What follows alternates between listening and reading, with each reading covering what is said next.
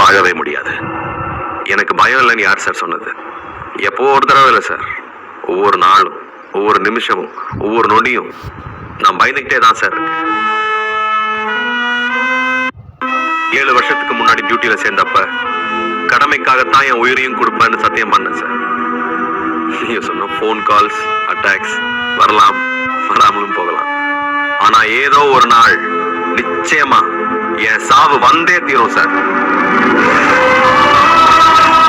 அந்த நாள் சாவ நேருக்கு நேரா பாக்குற அந்த நிமிஷம் நாட்டுக்காக செஞ்சு கொடுத்த வாக்க காப்பாற்ற முடியாம போயிருமோன்னு ஒவ்வொரு செகண்டும் பயந்துகிட்டே தான் சார் இருக்கு. என் உயிர் போகும்போது என் கண்ணில் ஒரு சொட்டு பயம் இருக்கக்கூடாது, என் உதட்டுல சிரிப்பு இருக்கணும்.